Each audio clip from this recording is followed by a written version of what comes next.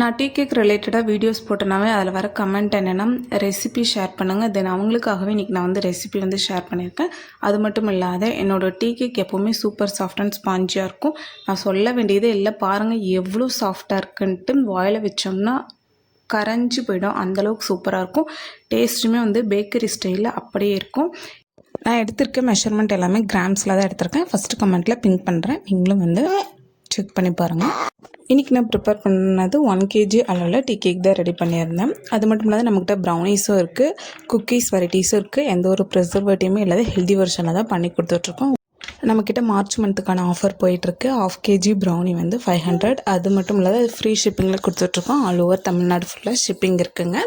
அது மட்டும் இல்லாத அந்த 1/2 kg ப்ரௌனியில் 20 பீசஸ் வரும். 20 பீசஸில் 4 வெரைட்டிஸ் ஆஃப் ப்ரௌனிஸ் வரும்.